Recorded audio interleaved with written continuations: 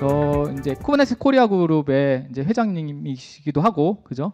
저희 오늘 세션 준비 많이 해주셨고, 스터디도 지금 운영하고 계셔요. 그래서 많이 아실 것 같은데 안승규님을 모시도록 하겠습니다. 네, 안녕하세요. 반갑습니다. 다시 마이크를 잡았습니다. 오늘 제가 발표할 내용은 쿠버네티스 기반의 배포 시스템 만들기인데 배포 시스템 내용 전배를 다 가르쳐 드릴 수는 없어요. 그래서 일단 어플리케이션 개발자를 위한 쿠버네티스 기술을 주로 말씀드리고 배포 시스템을 어떻게 만들었는지를 간략하게 설명을 드리도록 하겠습니다. 제 이름은 안승규고요. 여기 밑에 이메일이 있으니까 분명히 질문 있으실 거예요. 근데 여기서 질문 못 하실 분들도 계시거든요. 그때는 이메일로 질문하세요. 빨리 적으시고. 그리고 이쪽 사이드하고 이쪽 사이드는 제가 아까 보니까 안 보이더라고요. 그래서 디스코드 채널에 일반 채널에 제가 발표 자료를 PDF로 변환해 가지고 올렸습니다. 그러니까 이게 안 보이시는 분들은 이쪽 사이드에 계신 분들 디스코드에서 아까 그 설치하셨죠? 거기에 PDF로 올렸으니까 그거 참고하시면 좀 되실 것 같습니다. 일단 오늘 세션 발표에서 특이한 발표자들의 특이한 내용이 발표자 자기 소개가 없어요. 보니까 저도 없습니다.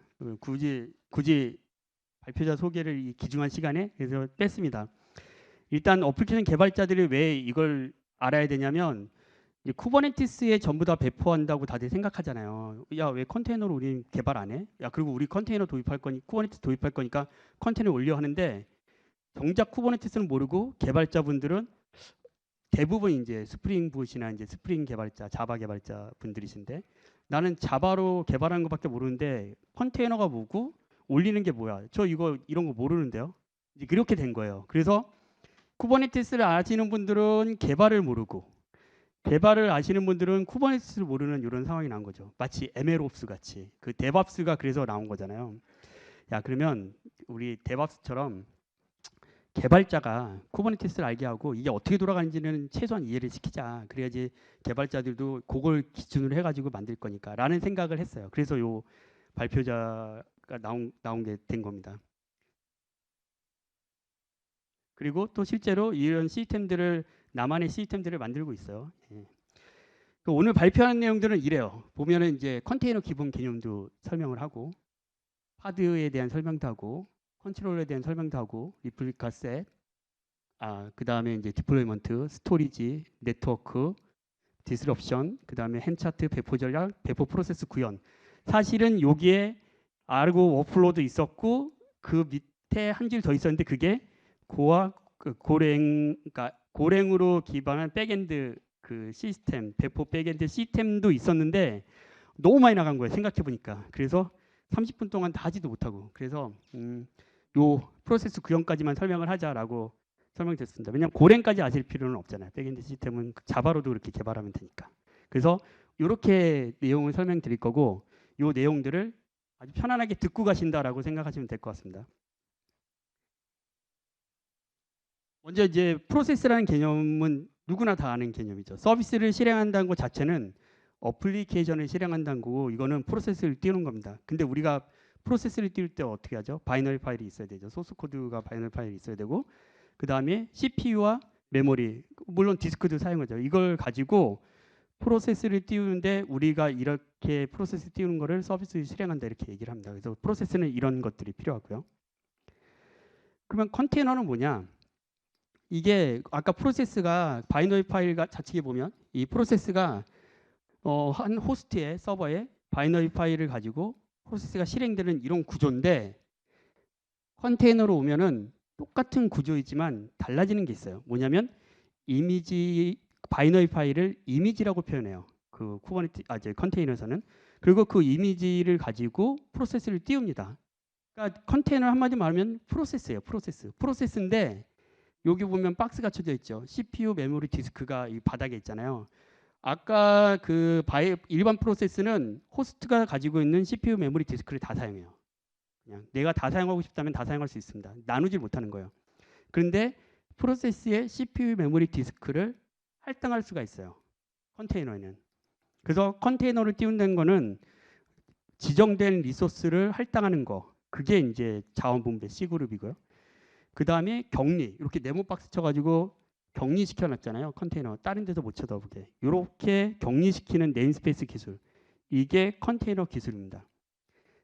그러면 컨테이너로 가면은 뭐 성능이 더 떨어져? 아니면은 그 문제가 있어?라고 얘기가 나온다면 아니라는 거 아실 수 있죠. 왜냐하면 컨테이너는 원래 있는 그냥 바이널 파일과 프로세스가 돌아가는 거고 거기에 호스트에 자원을 할당받은 거다라고 생각하시면 되니까요. 이게 따로 만든 게 아니에요. 이게 사실은 리눅스 커널에 다 들어가 있는 거예요. 그래서 우리가 여태까지 쓰고 있는 거는 커널을 네임스페이스를 구분 안 한 거예요. 자원 분배도 구분을 안 한 겁니다. 그런데 이제 자원 구분 쉽게 자원을 분배하고 격리시키는 기능이 나왔다라고 생각하시면 되는 거예요. 그래서 실제로 컨테이너 모집이 되면 이렇게 됩니다. 이거 컨테이너의 VM이라고 바꾸면은 딱 하이퍼바이저만 있으면 딱 맞죠, 그렇죠? 대신 이 프로세스가 아니라 그 프로세스 밑단에 OS가 더 들어가는 거죠, VM은. 그런데 여기는 컨테이너는 OS가 따로 없고 그리고 프로세스가 격리해서 돌아간다. 여기 나오는 요 네트워크 UTS, 유저 PID 마운트 IPC는 대표적인 네임스페이스예요. 그리고 해당되는 네임스페이스를 이 회색에다 놨던 이유는 뭐냐면 우리가 1번 프로세스, 이닛 프로세스 있죠. 시스템D 프로세스. 얘도 사실은 네임스페이스를 가져요. 네임스페이스를 갖는 애요. 그리고 내가 띄우는 컨테이너도 나만의 네임스페이스를 가집니다. 네임스페이스는 네트워크, UTS, 유저 이걸 다 나눌 수 있어요. 네트워크를 나눈다는 건 뭐죠? 나만의 IP를 가질 수 있다는 거예요. 그러니까 호스트로 띄우는데 나만의 IP를 갖고 그다음에 나만의 계정을 갖고 그다음에 나만의 디스크를 가지고도 띄울 수 있구나 프로세스를 라는 개념으로 컨테이너라고 보시면 됩니다. 이게 컨테이너의 모습이에요. 그러면 아까 컨테이너를 실행시킬 때는 이미지, 바이너리 파일이 있어야 된다 했잖아요. 컨테이너 이미지는 이렇게 만들 수 있습니다. 한번 만들 때 빌드 타임에서 컨테이너 이미지를 만들면 이렇게 리드 온리로 돼요. 그리고 얘를 실행시키면 이게 컨테이너가 프로세스가 실행되면서 리드 라이트 할 수 있는 레이어가 하나 더 나오는 거예요. 그래서 이런 것들이 다 카피 온 라이트라고 하는데 여기 컨테이너 안에서는 리드 라이트 하는 실행이 되는 순간 리드 라이트 영역이 레이어가 하나 더 생긴다고 보시면 됩니다. 이런 개념들이 중요해요. 컨테이너가 실행이 되면 그러면 나만의 또 리드 라이트 할 수 있는 그 디스크 레이어가 있구나라고 생각하시면 됩니다. 이미지에서는 이거는 리드 온이구나. 이미지 안에서는 실행되는 것도 아니니까 이거는 뭐 어떻게 바꿀 수가 없구나라고 생각하시면 돼요. 그래서 우리가 앞단에서 제가 맨 처음에 이뮤터블이라고 아마 컨테이너 개념에 넣었을 텐데 요래서 이뮤터블이라는 개념이 나온 겁니다. 이뮤터블. 내가 소스 코드를 이미지로 넣고 컨테이너 이미지를 말았으면 그러면 그걸 띄우잖아요. 그러면 내가 그 띄운 상태에서는 그 소스를 변경시킬 수가 없어요. 물론 안에 들어가서 변경할 수 있지만 그 컨테이너가 다시 이미지를 가지고 다시 뜨면 원래 변경되지 않은 원래 이미지 가지고 뜨니까 내가 뭔가를 변경하려고 하면 서버에 들어가서 실행되고 있는 프로세스가 가지고 있는 그 디스크의 영역 혹은 메모리 영역을 수정하는 게 아니라 이미지를 다시 만드는 거예요. 그리고 다시 배포하는 거예요. 그러니까 변경할 수 없다는 거예요. 근데 변경할 수 없는데 VM은 안 돼요? 되죠. 근데 이미지 만드는데 VM 너무 오래 걸리죠. 띄우는데도 오래 걸려요. OS 때문에. 근데 컨테이너는 OS가 없죠. 이미지도 쉽게 만들죠. 사이즈도 훨씬 더 작고. 그러니까 이 해당되는 이뮤터블이라는 말이 이제 나오는 겁니다. 사실 컨테이너 이미지를 만들면 이렇게 돼 있어요. 이 도커 파일의 명령어가 이렇게 쭉 있는데 이 스테이트먼트 기술이 쭉 있는데 여기 하나하나가 다 레이어예요. 아까 레이어가 쌓였다 그랬죠. 그래서 이런 것들이 이미지라고 보시면 됩니다. 그럼 우리가 컨테이너라면 보통 도커라고 생각하죠. 도커. 왜냐면 도커가 먼저 얘네가 했고 발표를 했으니까. 그 도커 덕분에 많이 유명해지긴 했죠. 근데 이런 구조로 돼 있어요. 뭐냐면 이게 호스트면 내가 안에 도커를 설치하면 도커 CLI가 클라이언트 CLI 명령어를 칠 수 있는 CLI가 설치가 되고요. 그다음에 도커 데몬이 설치가 돼요. 그러면 CLI에서 도커를 띄운다라고 하면 이 CLI에서 데몬 서버에 명령어를 날립니다. API로 명령을 날려요. 도커 실행시켜 이렇게. 컨테이너 실행시켜. 근데 로컬에 이미지가 없어요. 그럼 어떡하죠? 외부에 있는 이미지 레지스트리에서 가져와요. 컨테이너 이미지 레지스트리에서 이미지를 가져와서 실행시킵니다. 아, 이미지가 없어? 그러면 원격에 있는 레지스트리에서 가져와서 다운로드 받은 다음에 실행시키면 되는구나. 맨 처음에 말씀드린 이미지를 가지고 컨테이너를 실행시킨다는 개념은 바로 이 개념이에요. 그런데 이거를 우리가 다 일일이 손으로 하면 힘드니까 이런 컨테이너 이런 툴들이 나온 거죠. 관리 툴들이. 이렇게 쉽게 된다라고 보시면 돼요. 그런데 이제는 여기 밑에 보면 오픈 컨테이너 이니셔티브라고 해서 이미지 스펙과 런타임 스펙이 있어요. 이미지 스펙은 뭐냐면 이미지를 어떻게 만들면 이미지 레스트에 저장해 놓으면 스펙대로 만들어 놓으면 어떤 컨테이너 툴이 되더라도 그 이미지와 호환이 되는 거예요. 런타임 스펙은 뭐냐면 그 이미지를 호환되게 가져왔으면 띄울 수 있는 거예요. 그래서 이제는 OCI라고 해서 모든 게 다 거의 이제 통합이 됐죠. 거의가 아니라 통합이 된 거죠. 그러니까 이제 여러 가지 것들의 컨테이너가 나오기 시작했죠. 컨테이너 관리 도구들이 나오기 시작했죠. 컨테이너 D라든지 뭐 LS라든지 뭐 여러 가지 것들이 있죠. 그러면 컨테이너가 아까는 호스트 하나에서 뜨는 걸 봤는데 하나의 호스트에서 여러 컨테이너가 뜰 수도 있잖아요. 그렇죠? 그리고 이 해당되는 컨테이너가 하나의 호스트에 뜨는 게 아니라 어느 호스트에 뜰 건지도 호스트가 많고 이걸 지정해야 될 수도 있잖아요. 그러다 보니까 멀티 호스트, 멀티 컨테이너를 관리하는 기술이 필요하게 된 거죠. 그때 필요한 건 뭐냐면 야, 나 컨테이너 어느 쪽에다가 실행시킬지 결정하자. 그게 이제 스케줄링. 스케줄링과 플레이스먼트 배치. 그다음에 관리. 컨테이너가 이게 호스트에 지정이 됐으면 그러면 거기서 이제 실행되고 삭제되고 또 재실행시켜라고 하는 관리 기술이 필요하죠. 그리고 호스트와 호스트끼리 연결하고 안에 있는 컨테이너도 IP를 받으니까 컨테이너 IP까지 네트워크 통신을 할 수 있어야 되죠. 그러니까 네트워크 통신 기술도 필요해요. 그리고 컨테이너다 보니까 되게 띄우는 거를 많이 할 수 있죠. 스케일 아웃 기능도 필요하고. 아까 컨테이너는 리드라이트 기능이 있다는데 그 컨테이너가 실행되면 리드라이트 영역이 생긴다 그랬는데 리드라이트 영역을 그냥 로컬에다가 하면 템포러리하게 없어지잖아요. 컨테이너가 사라지면. 그러니까 외장 스토리지에 붙일 수 있는 기능도 이렇게 필요한 거죠. 이런 것들을 쫙 나란 기술을 봤더니 뭐가 생각나요? 뭐가 생각나죠? 아무것도 생각이 안 나시나요? 쿠버네티스 누구시죠? 아, 네. 책 드리도록 하겠습니다. 네. 밑밥 깐 겁니다. 지금 쿠버네티스 아이고 죄송합니다. 쿠버네티스 제가 설명하려고 밑밥 깔았어요. 쿠버네티스 아키텍처 이거 많이 보셨죠? 근데 이거 가지고 요 아키텍처 볼 때 요 화살표 있잖아요. 화살표 주의 깊게 보신 분 계세요? 화살표? 어. 네.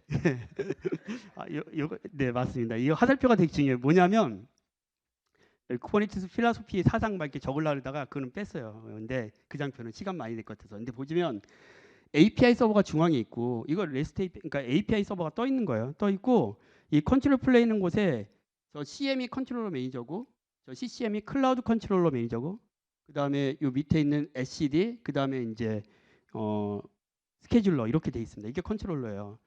보면 API 서버가 다 컨트롤 매니저와 SCD 이렇게 다 통신하게 돼 있죠. 한마디로 뭐냐면 그 이 SCD의 저장을 모든 정보를 저장을 해요.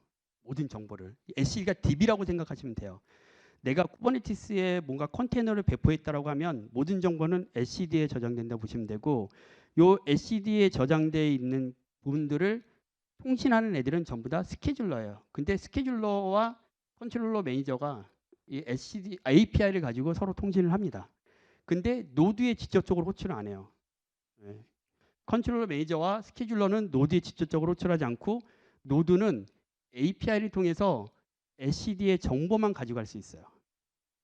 이게 얘네들의 사상인 거예요. 아주 간단한 사상이죠. 그래서 요 내용을 보면 노드는 실제적으로 컨테이너가 돌아가는 실행되는 곳이에요. 컨트롤 플레이는 요 노드에 컨트롤을 실행시키기 위한 앞에서 말한 그런 기능들을 구현하는 애들이죠. 쿠버네티스의 가장 기본적인 그 리소스 중에서 파드라는 게 있습니다. 파드. 이 파드는 뭐냐면 보시면 이제 야물 파일이죠. 이렇게 카인드가 파드라고 돼 있죠. 이게 이 리소스가 여러 종류가 있어요. 그 중에 이제 파드라는 게 있는데 그 파드에 보면 빨간색으로 이렇게 좀 해놓은 거 이미지 엔진X 1.2, 1.0 이렇게 이미지를 지정을 했어요. 앞에 도메인이 없으면 도커 헙에서 기본적으로 가져오게 되어 있습니다. 근데 요 이미지 엔진X 1.2, 1.2, 1.0이라고 지정했으면 요 이미지를 가져와서 쓴다는 거예요. 어떻게 쓰죠? 아까 로컬이 없으면은 외부에서 가져와서 쓴다 그랬죠. 컨테이너가 돌아가는 구조가 그거잖아요.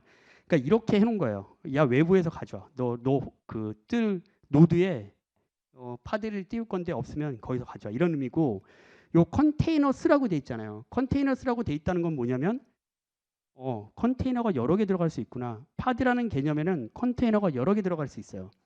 여기서는 엔진엑스 컨테이너라고 했고 밑에 리소스라고 있습니다. 리소스와 리밋이 있어요. 리퀘스트와 리밋이 있어요. 리소스는 뭐냐면 컨테이너를 아까 CPU와 메모리를 지정해서 띄울 수 있다 그랬죠. 그걸 정해 놓은 거예요. 그러니까 파드에는 이미지 어디서 가져와도 지정해 놓은 거고 리소스도 얼만큼 띄워도 지정해 놓은 거예요. 근데 이렇게 될 때 요 밑에 보면 64 MI라고 돼 있잖아요. 메비바이트. 메가바이트가 아니고 메비바이트예요. 그리고 CPU는 250 밀리코어. 그러니까 1000 밀리코어가 1코어거든요. 그러니까 여기서는 0.25코어로 뛰겠다 이런 거예요. 뭐 1이라고 써도 됩니다. 그냥 CPU 1이라고 쓰면 1코어로 뛴다 이런 의미예요. 근데 파드 구조를 보시면 노드에 뜨는데 이렇게 떠요. 자체적으로 볼륨도 있고 컨테이너 엔진엑스도 여기 기술한 게 있고 우리가 모르는 컨테이너 포즈라는 애도 떠요. 그리고 이 두 개의 컨테이너가 뜨고 이게 하나가 같은 네트워크 네임스페이스 IP를 같이 갖는다는 거예요. 그리고 파드로 이렇게 뜹니다. 이런 구조가 왜 나왔냐면 컨테이너 뜰 때 네임스페이스로 격리시킬 수 있다 그랬잖아요. 그러니까 무조건 컨테이너를 띄울 때 기준이 되는 컨테이너가 무조건 잘 뜨는 이거는 절대로 띄울 때 실패하지 않는 컨테이너가 필요한 거예요. 네임스페이스를 만들어야 되니까.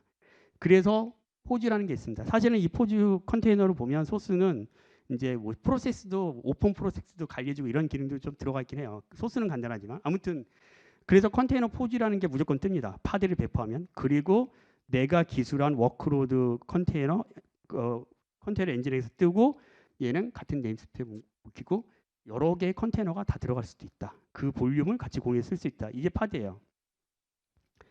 그러면 이제 파드를 처음에 배포하면 아까 야물 파일이 있었죠. 유저가 쿠버네티스 큐브시텔로 이제 명령어로 호출을 합니다. 물론 URL로 호출을 하셔야 돼요. REST API 호출이 되는데 어려우니까 큐브시텔로 호출을 하죠. 야물 파일을 보내요. apply -f 해서 야물 파일 하면 컨트롤 플레인이 이걸 받아요. 컨트롤 플레인이니까 아까 큐브 API 서버를 얘기하는 거죠. API 서버 받고 이거를 SCD에 저장하고 그 다음에 스케줄러가 SCD에 새로운 파드가 생성하라고 들어왔네. 그러니까 그 기술된 문서를 보고 다 한 다음에 야 노드가 계속 커리하고 계속 물어보고 있는데 야 너 파드 새로 왔구나. 스케줄러가 저장해 놓은 곳이 있으면 그 노드가 야 내가 띄울게. 그 파드 사실 파드를 가지고 가는 건 아니죠. 사실은 야물 파일을 가지고 가는 거죠. 기술된 야물 파일을. 그리고 그 야물 파일 기술된 걸 가지고 해석해서 컨테이너를 띄우는 거예요. 한마디로 말하면은 지금 앞에서 야물 파일 가지고 우리는 컨테이너를 띄운 겁니다. 단 컨테이너 이미지는 컨테이너 레지스트리에 있어야 돼요. 이미지만 올라가 있으면 그러면 띄우는 거는 쿠버네티스가 알아서 띄워주는 거예요.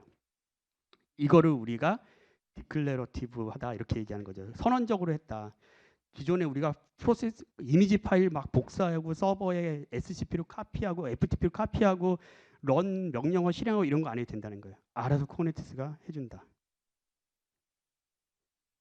파드가 그러면은 어떤 아까 컨테이너와 기술 필요한 기술 중에 어떤 노드에 뜰지도 필요하잖아요. 그 아까 쿠버네티스 아키텍처에 보면 노드라고 돼 있는 그 노드 돼 있는 것에 보면 노드 셀렉터라는 걸로 노드를 정할 수 있습니다. 쿠버네티스 노드에 단 이 레이블을 줘야 돼요. 레이블을 노드에다 이름을 이렇게 세팅해 놓으면 그러면 파드에 기술한 요 레이블 셀렉터를 가지고 그 노드를 찾아가요. 이게 이제 셀렉터 앤 레이블 앤 셀렉터라는 기술이에요. 구글이 만든 그 어플리케이션들은 대부분 이 개념들이 들어가 있더라고요. 노드 레이블과 셀렉터라는 개념들이 들어가 있어요. 쿠버네티스는 이제 잘 들어가 있죠. 근데 이렇게 노드를 정하고 셀렉트를 하면 이걸 그 스케줄링을 원하는 노드를 할 수 있어요. 그런데 단순하고 좋죠. 그런데 이것만 가지고는 우리 못하겠어. 조금 더 뭔가 더 필요해. 라고 한 게 이제 노드 어피니티하고 노드 안티 어피니티예요. 이게 뭐냐면 파드를 띄우는데 지금 다 파드 얘기만 하고 있습니다. 파드를 띄우는데 노드 어피니티는 특정 노드에 설치하라는 거예요. 아까 노드 셀렉터와 비슷한데 이 두 가지 옵션이 있죠. 하나는 required during scheduling, ignore during execution. 뭐냐면 뒤에 보면 ignore during execution. 실행되는 동안에는 이거 적용하지 마. 그러니까 이미 스케줄링이 되고 컨테이너가 프로세스가 돼가지고 돌고 있으면 이거 실행하지 말고 단 required during scheduling. 그러니까 스케줄링 할 때는 반드시 이걸 지켜야 돼. 그래서 엔진X가 enabled라는 밸류 값이 레이블 값으로 하는데 거기에 만약에 여유가 없다거나 이런 노드가 없다거나 그러면 스케줄링이 안 되는 거죠. 리카우드니까. 밑에 프레퍼러드는 뭐냐면 가능하면 해. 근데 없잖아? 그러면 그냥 너가 알아서 해. 이런 거예요. 그러니까 웨이트이 있는데 이거 웨이트는 나중에 이 프레퍼러드를 여러 개 넣을 수 있으니까 웨이트 점수가 높은 애를 가지고 우선순위를 먼저 배포를 합니다. 그러니까 얘는 어떻게 하면 프레퍼러드는 주면은 이거는 그냥 필요하면 해. 가능하면 여기다 해. 이런 의미예요. 그래서 노드 어피니티나 노드 엔티 어피니티를 할 수 있어요.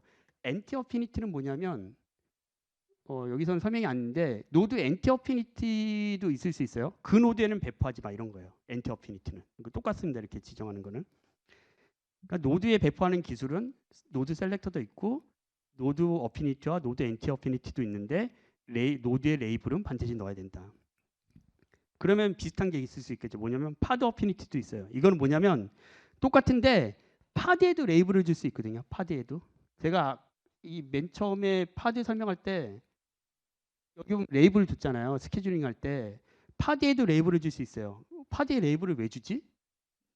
노드에 배포할 것도 아닌데? 이건 뭐냐면 파드에 어피니티를 주는 거는 같은 파드가 떠 있는 게 있으면 그 레이블을 가지고 있는 애랑 같은 곳에 띄우든지 아니면 그 레이블과 다른 곳에 띄우든지 이런 거예요. 예를 들면 DB가 뒤에 파일 서버가 그 파드가 떠 있어요. 그러면 나 파일 지금 배포하는 거는 어플리케이션은 파일 서버랑 같이 뜨면 안 돼. 딴 데 써. 그거는 파드 안티 어피니티를 주면 되겠죠. 근데 데이터베이스가 떠 있는 노드가 있어요. 나는 무조건 여기에 그 어플리케이션이 떠야 돼. 그러면 파드 어피니티를 주면 되겠죠. 이렇게 다른 파드와 같이 띄울 수 있는 기능이라고 보시면 됩니다. 그리고 어플리케이션에서 할 때 가장 중요한 개념이에요. 어플리케이션 개발자들이 반드시 알아야 되는. 혹시 내가 어플리케이션을 개발하고 운영하는데 행이 걸렸어요. 그런데 행이 걸린지 모르죠. 왜 행이 걸린지 프로세스만 보고 모르잖아요. 그 행이 걸렸는 거를 어떻게 파악하시나요? 만약에 프로세스만 보고는 모르니까 보통 어떻게 파악하죠? 네? 네, 좋습니다. 요청을 보내서 반응을 한다. 근데 그러면 요청을 내가 매번 보내야 되잖아요. 그거보다 더 좋은 방법. 내가 요청을 계속 안 보내도 이거 행 걸렸다라고 알 수 있는 방법. 네?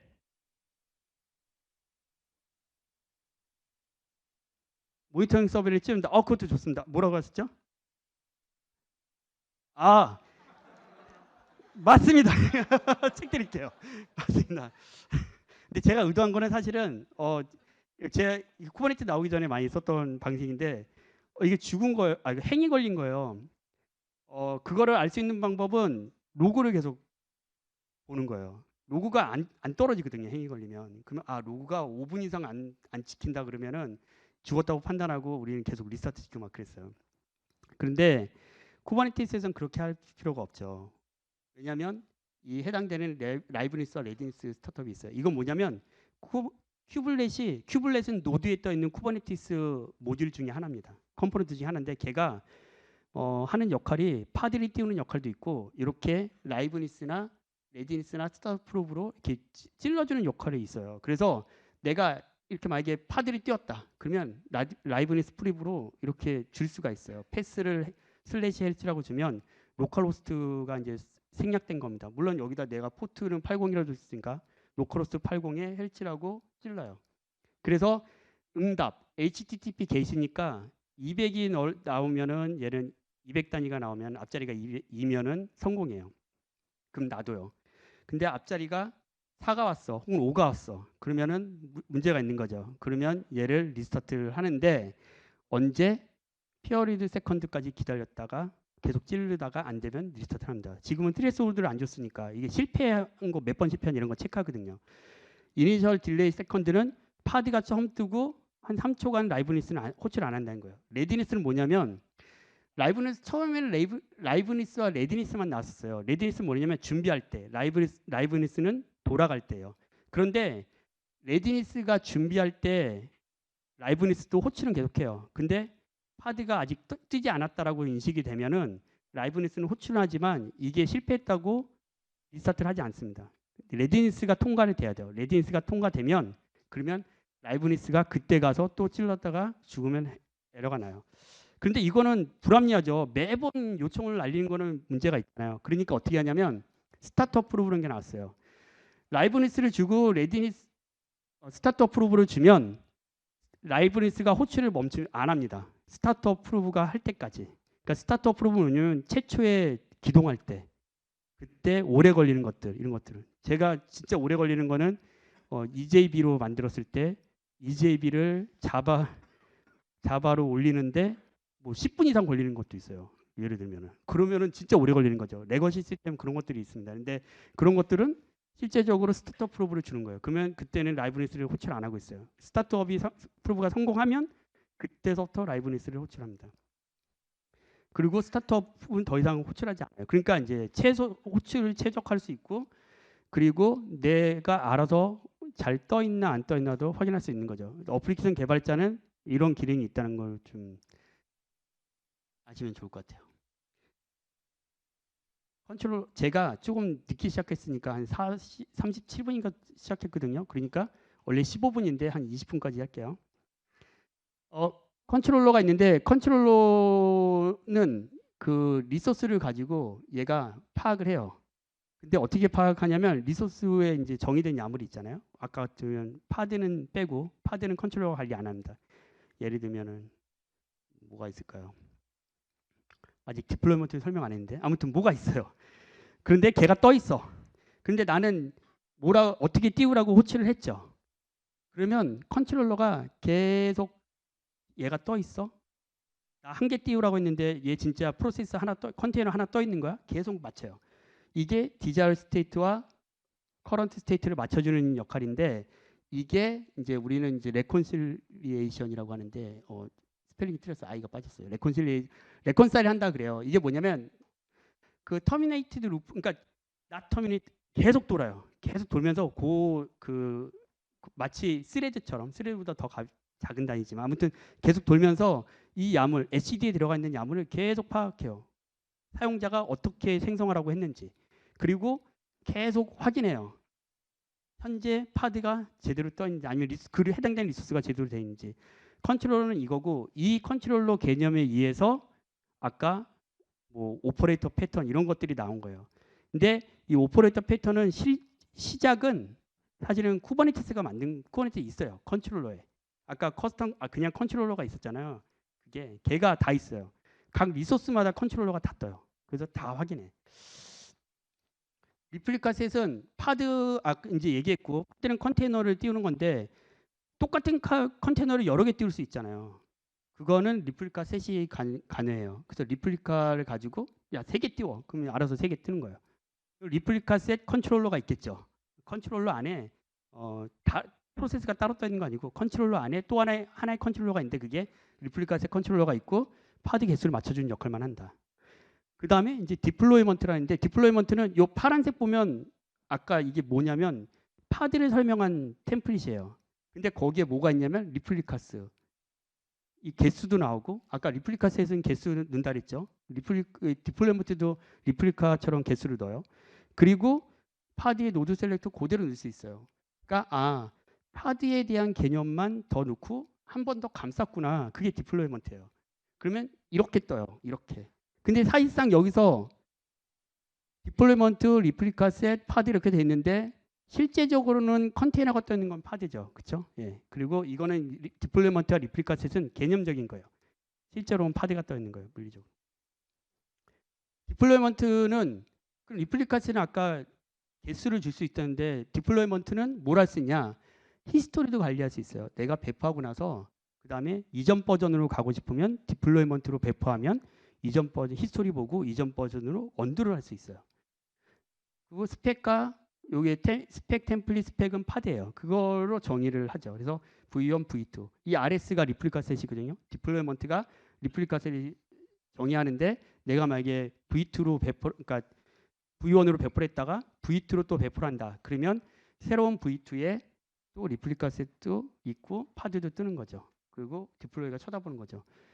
이게 롤링 업데이트다 그러면 같은 이름이다 그러면은 V2가 배포되고 나서 V1이 없어지겠죠. 리플리카 셋도 없어지고 파드도 없어지고 그럼 여기만 남는 거죠. 이런 개념인 거예요.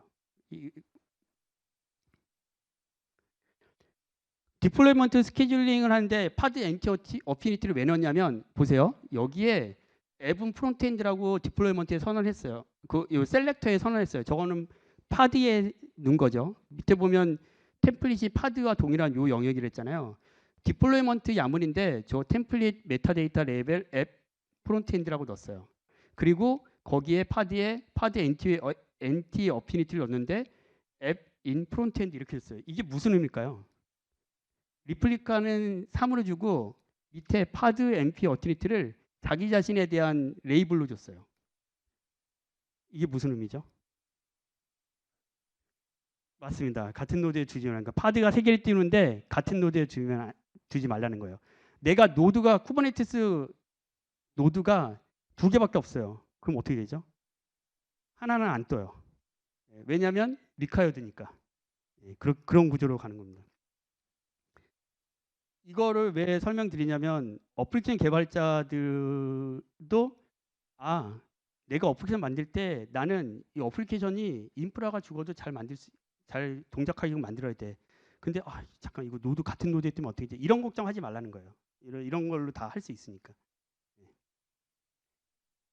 그리고 컴피그 맵과 시크릿이 있습니다. 컴피그 맵과 시크릿은 뭐냐면 설정이야. 설정 파일을 내가 파드 안에서 읽어드릴 수 있어요. 그런데 보시면은 여기 좌측에 보면 컴피그 맵이라는 리소스로 생성을 하는 거죠. 그러면 저렇게 생성을 하면 디플로이먼트나 파들이 기술할 때 저렇게 볼륨 바운트 볼륨을 넣고 컴피그를 마치 볼륨처럼 생성을 할 수 있어요. 그러면 볼륨 바운트를 해서 이 해당되는 디렉토리 파드가 인식할 디렉토리 지정할 수 있는 거죠. 그러면 이렇게 볼 수 있어요. 보시면은 앱.config는 저 컴피그 맵에 지정한 거잖아요. 쿠버네티스가 노드에 딱 배포하는 순간 앱.config를 파일로 만들어서 이거를 마운트가 가능한 템퍼러리 파일 시스템을 만들어서 해당 노드에 일시적으로 배포를 해요. 컴피그 맵에 있는 내용을. 그리고 파드가 컨테이너가 뜨면서 그 해당되는 내용을 마운트를 해요.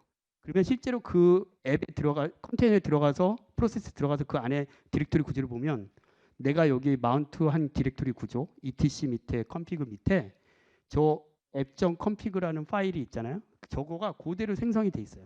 그 앱.config 파일 안에 저 URL과 로그 레벨이 들어가 있는 거예요. 이거를 바로 읽어드릴 수 있습니다. 제가 이거를 왜 설명드리죠? 개발자들이 왜 알아야 되죠? 이거를 뭐 할 때? 지금 스프링으로 대부분 개발하실 거 아니야? 스프링붓으로 어플리케이션 프로퍼티즈 할 때 내가 어플리케이션 프로퍼티즈를 이미지에 놓으면 이뮤터블 하니까 내가 다시 바꿀 수 없어요. 값을. 배포할 때만 바꿔요. 다시 이미지를 다시 만들어야 돼요. 근데 그걸 빼놓고 컴피그 맵으로 놓고 나는 어플리케이션 짤 때 이 디렉토리에서 뭐 내가 경로를 지정하지 않아도 되죠. 왜냐하면 크래스페이스에서 알아서 읽어드리니까 이거를 이렇게 마운트 해가지고 컴피그 맵 만들고 배포를 하면 이대로 어플리케이션 프로퍼티즈를 읽을 수 있는 거예요. 그 구조를 설명드리기 위해서 한 거죠. 그러면 스프링 최소한 어플리케이션의 설정을 읽을 때는 이미지에 두는 건 별로 안 좋구나. 근데 좋은 것도 있어요. 좋기도 있는데 일반적으로는 안 좋다. 좋은 거는 뭐다? 그냥 뭐 귀찮아. 나 그냥 다 이뮤터블하게 다 이미지 안에 둘 거야. 그래도 되는 거죠. 관리하기는 뭐 그 이미지만 관리하면 되니까. 이런 기능이 있다. 스토리지 얘기들이 아까 막 나오는데 스토리지는 이렇게 돼요. 이건 그러니까 그 쿠버네티스나 개발하시는 분들이 인프라 것들은 좀 약간 어려워하시는데 스토리지가 있으면 대부분 스토리지를 아이스카시 스토리지 많이 쓰죠. IP 기반으로 하니까. 그러면 스토리지가 쿠버네티스에는 스토리지 클래스라는 리소스 타입이 있습니다. 그래서 해당되는 스토리지를 지정할 수 있게끔 이렇게 해놔요. 그러니까 스토리지가 있고 스토리지에 당연히 컨트롤러가 있을 텐데 요 스토리지 클래스가 그 해당되는 스토리지 보게끔 해요. URL이랑 이런 것들 이제 다 보게끔 하는 거죠. 설정이나 이런 것들. 사실은 정확하게 말하면 이제 프로바이더가 하는 아무튼 근데 그런 설정들이 들어가 있다고 보시면 되고 거기에 내가 퍼센트 볼륨이라는 걸 생성시켜요. 이거는 굳이 안 적어놨는데 퍼센트 볼륨이라는 걸 생성시키면 해당되는 스토리지에 LUN, 룬이라는 게 생성이 됩니다. 이 영역, 내가 5기가 만들래. 그럼 퍼센트 볼륨에 5기가 하면 이 5기가가 딱 볼륨이 생성돼요. 그리고 퍼센트 볼륨 클랩이라는 걸 만들어 가지고 내 파드랑 연결시킬 수가 있어요. 그 우리 뭐 OS에 보면 커널하고 드라이버, 그다음에 어플리케이션 서로 연결할 때 드라이버를 중간에 주잖아요. 이제 그런 식인 거예요. 그래서 퍼센트 볼륨 클램 넣고 그러면 이 퍼센트 볼륨 클램도 여기에 보이고 이 노드에서 보이고 그 노드에서 이 해당되는 앱이 마운트해서 쓸 수 있는 거예요. 그러면 내 앱에서 라이팅을 하면 쫙 해가지고 여기에 저장되는 거죠. 그러면 안정적인 거죠. 내가 죽으면 다시 띄우면 또 얘 마운트하니까 데이터를 유지하지 않는 거죠. 셉이 아까 되냐고 했는데 당연히 되죠. 셉도 이렇게 해가지고 컨트롤해서 당연히 하면 돼요. 스토리지들은 웬만한 건 다 됩니다. 다 지원해 주니까. 그 서비스와 엔드포인트가 있는데 서비스와 엔드포인트는 이거예요. 셀렉터로 파드를 연결하면 엔드포인트가 자동으로 생성된다. 뭐냐면 내가 서비스라는 리소스를 생성시키면 그 서비스라는 리소스가 해당되는 파드의 IP를 가져가게끔 바라보게끔 할 수가 있어요. 뭐냐면 파드는 컨테이너는 나만의 네임스페이스 안에 있는 IP를 가져요. 밖에서는 못 봐요. 그리고 떴다 죽으면은 항상 바뀌어요. 그러니까 IP를 가지고 뭘 한다는 건 말도 안 되는 거예요. 그럼 할 수 있는 건 뭐다? 이 파드를 가르칠 수 있는 뭔가 변하지 않는 IP가 필요한 거죠. 그게 이제 서비스라고 보시면 돼요. 제가 이렇게 설명을 안 드려서 한 번도 드려본 적이 없는데 오늘 지금 설명하면서 가장 이해하기 쉽게 설명한 것 같아요. 그래서 네, 변하지 않는 IP를 알고 싶어요. 파드 쪽에 접근하는. 근데 도메인으로 접근하고 싶어요. 그게 서비스입니다. 이게 이제 내부 접속할 때 어떻게 되냐면 파드를 이렇게 배포하죠. 그러면 IP를 받아요. 서비스를 만들죠. 그러면 이 서비스가 이 클러스터 IP가 나오고 도메인 서비스명은 내가 줄 수 있어요. 이게 내가 준 서비스명이 도메인명이 됩니다. 그래서 이거를 이렇게 파드를 가리킨다고 이렇게 할 수 있어요. 내가 새로운 파드를 띄워서 펄을 호출해가지고 엔진X 여기 도메인명 있죠. 여기에 8080 호출했어요. 그러면 DNS에서 저 IP를 찾아요. 내부 DNS가 있습니다. 그래서 DNS에서 찾아서 10.233.39.233으로 변환한 다음에 호출해요. 그러면 이 IP 연결돼 있으니까 얘가 바로 이 IP를 연결하는 구조예요. 그래서 파드를 만들어서 이 파드를 호출하고 싶다 그러면 무조건 서비스를 만들어야 돼요. 요 구조다. 노드 포트는 뭐냐면 파드를 노드에 있는 특정 포트로 포트 포워딩 시켜주고 싶은 거예요. 근데 이제 익스터널 트래픽 폴리시라고 로컬이라고 주면 원래는 이쪽 노드에 들어와도 저쪽 파드에 접속할 수 있고 저쪽 노드에 들어와도 이쪽 파드에 접속할 수 있어요. 서비스가 있으니까. 그런데 이게 이제 네트워크적으로는 되게 불합리하잖아요. 그러니까 자기에 떠 있는 파드만 가게끔 해라라고 하는 게 이제 저 밑에 있는 익스터널 트래픽 폴리시의 로컬입니다. 이거는 외부에서 접근하면 어떻게 되죠? 그럼 로드 밸런서 넣고 포트 오픈하면 돼요. 노드 포트. 대부분의 그 클라우드 프로바이더는 이런 구조로 하고 있어요. 그래서 로드 밸런서 만들면 알아서 포트 연결하고 그 포트가 서비스를 한다. 그럼 어떻게 이 포트를 로드 밸런서 연결합니까? 로드 밸런서라는 타입을 치면 돼요. 그럼 로드 밸런서는 타입을 이해하는 애가 있어야 되잖아요. 걔는 뭐죠? 걔가 아까 클라우드 컨트롤러 매니저, 아까 CCM 요게 있었던 아키텍처에서. 근데 굳이 설명 안 됐던 건 뭐냐면 이건 클라우드 애들이 생각할 거예요. 프로바이더 애들이. 아무튼 뭐 AWS든 애저든 GCP든 로드 밸런서를 만드는 거는 요 해당되는 거를 인식하는 컨트롤러가 있다. 그래서 요게 딱 값이 들어오는 순간 알아서 로드 밸런서 만들고 해당되는 파드랑 연결시킨다라고 보시면 됩니다. 근데 이거 말고 인그레스라는 개념이 또 하나 있어요. 뭐냐면 똑같아요. 포트 다 똑같이 여는데 여기에 인그레스 컨트롤러, 요것도 파드거든요. 인그레스 컨트롤러가 떠 있는 거예요. 그리고 로드 밸런스에 연결돼 있어요. 다른 노드에는 안 떠 있어. 다른 노드에는 인그레스 컨트롤러가 연결돼 있지도 않고 노드 포트도 오픈이 안 돼 있어요. 얘만 딱 돼 있어요. 왜? 그러면 인그레스라는 리소스를 쓰면 얘네들이 다 연결하게끔 돼 있습니다. 인그레스 컨트롤러를 통해서. 인그레스 컨트롤러는 보시면은 L7이에요. 엔진X 이렇게. 그래서 도메인명을 주고 하면 되는 거죠. 도메인명은 DNS랑 연결돼 있어야겠죠. 그러면 외부에 저 도메인명으로 접속할 수가 있어요. 그래서 퀴즈. 다음 중 실제 호스트 서버 CPU와 메모리를 사용하게 되는 리소스 타입은 무엇일까요? 워크로드 리소스 타입은 무엇일까요? 멀티 셀렉트입니다. 자, 아까 파드를 생각하면 돼요. 파드로 뜨는 애를 생각하면 되거든요. 그러면 다 걔네들이 워크로드 리소스를 하는 거예요. 뭘까요? 손 들고 한 번만 딱 해보죠. 네, 제일 먼저. 네, 근데 다 선택해야 돼요. 네, 여기.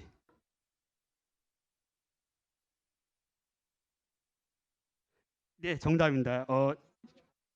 세상 다 했죠. 네. 뭐지? 그러니까 이게 뭐냐면, 나 인그레스 만들었는데 이거 리소스 사용하는 거야? 사용 안 해요. 네. 왜냐하면 이거는 인그레스 컨트롤러 파드가 그 값을 인식하기 위해서 쓰는 거예요. 서비스 이거 리소스 뜨는 거 아니에요. 이건 네트워크에 그냥 노드에 설정해 주기 위한 거예요. 그 다음에 컴피그맵 아까 컴피그맵 그것도 당연히 가져오는 거죠. CPU와 메모리 사용하지 않죠. 쟤는 디스크 템포러리를 사용했죠. 물론 메모리 영역으로 템포러리 일시성으로 사용하지만 아무튼 그거는 제하고. 그리고 엔드포인트도 서비스가 만들면 파드랑 연결되는 게 엔드포인트라고 하면 돼요. 내가 서비스를 만들었는데 파드를 연결하기 위해서 서비스를 만들었어요. 근데 파드 연결이 안 돼. 난 잘 만든 것 같은데 그럼 뭘 되냐면 엔드포인트를 조회해보면 돼요. 똑같은 이름으로 엔드포인트도 생성되어 있는데 거기에 엔드포인트에 파드가 연결되어 있다고 나와 있어요. 만약에 엔드포인트에 아무 값이 없다 그러면 서비스가 파드랑 연결이 안 된 거예요. 그럼 뭔가 문제가 있는 거죠.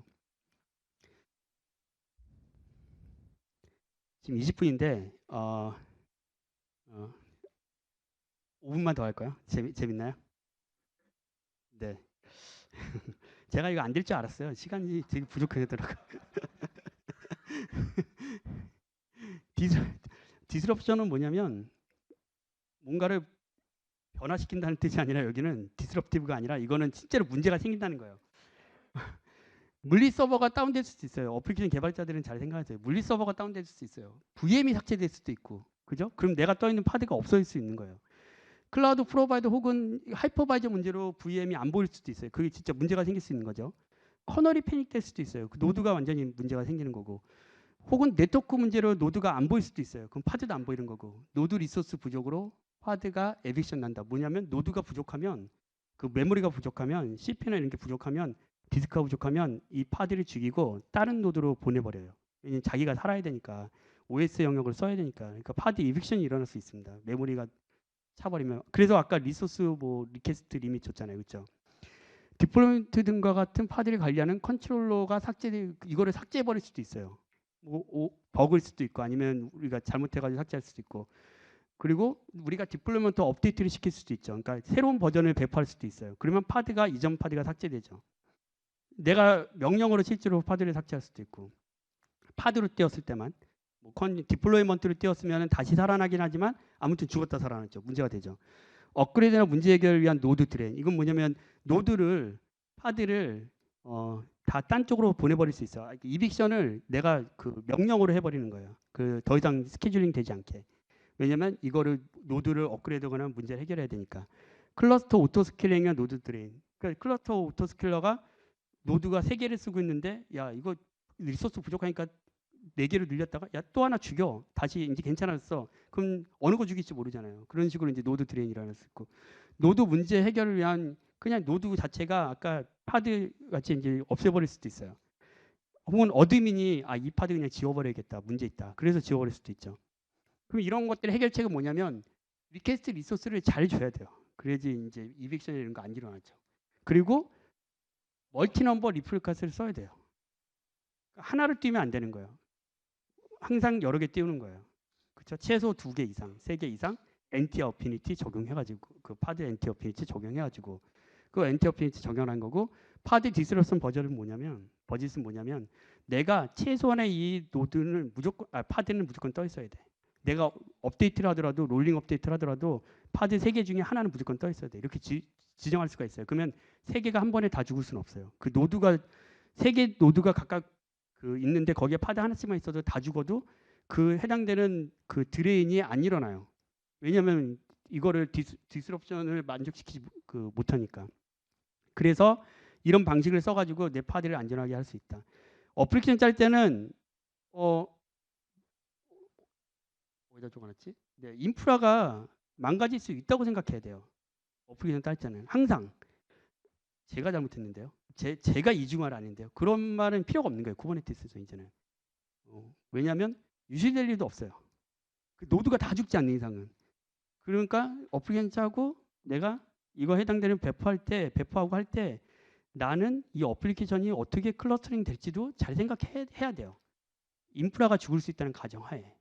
그래서 요즘에는 뭐 레디스 쓰고 막 하죠. 레디스로 해가지고 세션 클러스터링을 레디스로 하고 아니면은 그냥 그 오스 서버를 따로 둔다든지 뭐 여러 가지 방법을 하죠. 옛날처럼 막 그 옛날에 뭐였죠? 인피니스펜이었냐? 그 세션 클러스터링 도구 제이보스에서 만든 이제는 그런 식으로 세션 클러스터링 안 한다는 거죠. 이제는 왜냐하면 네 아무튼 그래서 이제 햄 다 왔어요. 네 이제 햄 차트는 뭐냐면 리소스가 아까 보니까 디플로이먼트 배포하고 PVC도 아무리 있어야 되죠. 스토리지 쓰려면 서비스도 있어야 돼요. 네트워크 하려면. 그럼 이거를 한 번에 배포하고 싶잖아요. 이거를 어떻게 3개를 하나하나씩 날릴 수 없잖아요. 햄은 그런 거예요. 이거를 하나로 묶어놓을 수 있어요. 햄 차트로. 그러면 햄 CLI가 햄으로 배포하면 이쪽에 있는 리파지토리로부터 햄 차트를 가져와서 이쪽에다가 푸시하면서 햄을 한 번에 설정할 수 있게끔 해줘요. 그래서 햄 차트 구조를 보면 이렇게 돼 있어요. 타르볼로 묶였는데 그걸 풀어보면 이렇게 돼 있습니다. 보면 템플릿에 이렇게 디플로이먼트 야물만 잘 보세요. 그 다음에 밸류즈만 보세요. 혹은 서비스 야물 요거. 이게 딱 아까 말한 그거죠. 근데 저 밸류스 야물은 뭐냐면 거기에 값을 넣을 수 있어요. 그러면 이 템플릿 서비스 야물에 저렇게 점 밸류즈 이게 이제 그 밸류 파일을 찾겠다는 거고 서비스 점 타입 야물에 보면 서비스 밑에 타입이 있죠. 클러스터 타입이 클러스터 IP 값이 들어가는 거예요 여기. 그러니까 이런 식으로 고 템플릿처럼 이렇게 템플릿으로 이렇게 시연할 수 있다. 그만하겠습니다. 너무 오래됐어요. 네, 이런 게 있는데 이렇게 해가지고 참 개발자를 위한 것만 있고 실제로 어떻게 배포하는지는 얘기를 안 했네요. 네. 이렇게 자동 연결된다. 그리고 아고 롤아웃하면 이렇게 된다. 아고 롤아웃은 아까 들으셨죠? 네, 내가 디플로이먼트를 블루로 하고 나서 내가 블루 그린 배포를 하고 싶은데 디플로이먼트 또 하고 나서 프로모트하면 인그레스 컨트롤러가 블루를 쳐다보고 있다가 그린으로 쳐다볼 수 있게끔 할 수 있다. 네, 이런 배포 전략을 구현할 수 있다. 롤아웃을 쓰면은 그래서 그 롤아웃 가지고 실제로 했어요. 그래서 앞에 있는 이런 빌드도 다 자동 연결하는 거 이런 것들 요 앞부분에 있는 요 부분들이 이제 이미지 빌드하고 이런 부분들이 워크플로우에 들어가 있는 거죠. 뭐 아고 워크플로우에 아고 워크플로우는 컨테이너를 배포해가지고 이미지를 빌드하거든요. 그러니까 D&D 도커인 도커로 이미지를 아고 워크플로우를 배포하면 이미지 빌드하는 스크립트를 쫙 써놓고 그 빌드가 잘 되면 거기 아고 워크플로우에서 저장소에 서버 전송하라고 돼 있고 그 다음에 우리는 그 햄 차트가 템플릿이 돼 있는데 그거를 가져다가 바로 어플리케이션 가져와서 배포한다. 이런 구조로 돼 있는 거예요. 그래서 나만의 배포 시스템은 햄 차트도 내가 템플릿도 있고 그다음에 도커 이미지를 빌드하는 영역도 있고 그걸 레지스트에 저장하는 영역도 있고 내가 그 도커 이미지와 그다음에 그 햄 차트를 가져와서 여기에 운영 서버에 단순하게 배포하는 영역도 있습니다. 당연히 햄 차트에는 어피니티나 엔티어피니티 이런 것들이 다 적용돼 있다라고 보시면 될 것 같아요. 그렇게 하면 나만의 파일을 만들 수 있다. 그래서 뒷부분 안 했잖아요. 이건 7월달에 하려고 제가 뒷부분에 좀 나눴습니다. 네. 시간이 많이 돼서 질문 하나만 받고 나머지는 디스코드로 해줘도 좋습니다. 네. 잠시만요. 근데 책은 책은 아까 네, 저 책 다 됐는데 저 책이 이 내용들을 다 커버하고 거의 커버하고 있어요. 아. 되게 좋은 책인데 사람들이 잘 모르더라고요. 강연 잘 들었습니다. 네. 그 위니텍의 박준인데요. 네. 그 레지스트리에서 이제 등록된 이미지를 받아서 쿠버네티스 클러스터에서 배포가 일어나잖아요. 네. 근데 이제 그 클러스터 환경이 만약 아웃바운드를 허용하지 않는 상황이라고 하면 네. 그러면 이제 거기다가 프라이빗 이미지 레지스트리 뭐 네. 이런 것들도 없는 상황이라고 하면 혹시 클러스터에 만들어 놓은 뭐 도커 이미지라든지 뭐 그런 것들을 좀 배포할 수 있는 방법이나 혹은 전략 추천해 주신 전략이 있으신가 좀 궁금해서. 내부적으로 도커 이미지 레지스트리 안 만드는 거는 약간 XX 같은 거예요. 왜냐하면 만들어야 돼요.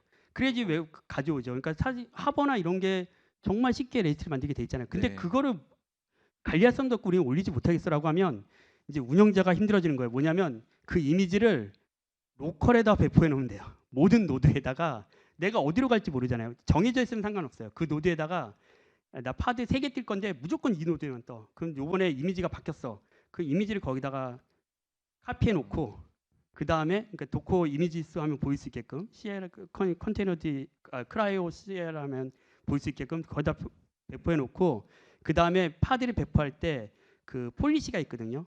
그거를 if나 프레젠트로 하면 돼요. 뭐 네버라든지. 왜냐면 그러면 외부에 안 가져오고 내부 거를 그냥 이미지가 있으면 그것만 쓰라고 되어 있습니다. 그래서 그 방법을 쓰시면 돼요. 근데 네. 되게 관리하기가 어렵겠죠. 네. 알겠습니다. 클라우드 네이티브스럽지 않아요. 예. 브랜단 맞습니다. 번준이 얘기한 클라우드 네이티브스럽지 않습니다. 네, 또가 없죠. 네, 저희 시간 때문에 한 하나만 번만 더 하겠습니다. 네. 그러면. 질문이 재밌네요. 네. 네. 네네, 요 분야. 네. 네, 안녕하세요. 그 VM에 이제 배포된 앱을 만약에 컨테이너로 전환을 하고 싶을 때 네. 보통 이제 파드 리소스 사이징을 해줘야 되잖아요. 네. 근데 JVM 리소스가 제일 중요할 것 같은데 네. 파드 안에는 또 JVM 말고 파드 자체적으로 또 사용하는 리소스가 있잖아요. 제가 네. 딱 진짜 좋은 이거를 아까 말씀 안 드렸는데 그래서 얼마나 파드 리소스를 산정해 줘야 되는가. 네, 이거 진짜 좋은 질문입니다. 왜냐하면 JVM 자바는 그 NIO를 써요. 그래서 사실은 흰 메모리를 잡은 것만 가지고 얘가 쓰질 않습니다. 실제로는 OS 영역에 있는 메모리를 써요. 그래서 흰 메모리 잡아놓고 그 흰 메모리, 그러니까 그 컨테이너에서 쓰는 메모리에 더 쓰는 건 없어요. 그러니까 그 컨테이너의 메모리만 잘 생각하시면 돼요. 그런데 그 흰 메모리에 쓰는 거 외에 또 영역에서 쓰는 것들이 있기 때문에 내가 만약에 리소스를 딱 그 힙에 잡은 맥스 힙 메모리로만 딱 주면 OOM 킬이 일어날 수가 있어요. 파드가 리스트가 일어날 수 있어요. 그래서 어느 정도 쓸지는 모르겠죠. 그런데 적절하게 조금 더 여유 있게 주셔야 돼요. 그래서 리밋을 주든지 아니면 리밋을 안 주든지. 리밋을 안 주면은 아까 파드에 뭐 약간 이빅션 할 때 우선순위 떨어지긴 하는데 아무튼 리밋을 내가 준 흰 메모리보다 더 주셔야 돼요. 근데 그 다른 것은 없지만 그거는 순전히 자바가 NIO로 OS에 쓰는 메모리 때문에 그래서 똑같이 주면은 문제가 일어날 거다. 생각하시면 될 것 같습니다. 네. 더 이상 더 쓰는 건 없습니다. 근데 여유는 잡아야 된다. 여기까지 그거 상당히 자주 나오는 문제예요. 그래서 좋은 질문 해준 것 같고 오늘은 여기까지만 제가 발표가 돼 있어도 되고 그 다음 발표는 정말 재밌는 발표입니다. 클러스터 API 발표 엄지관님이 해주시니까 5분간 쉬었다가 할까요? 예, 또 쉬면 또 없어질까봐. 네, 수고하셨습니다. 네. 네 감사합니다.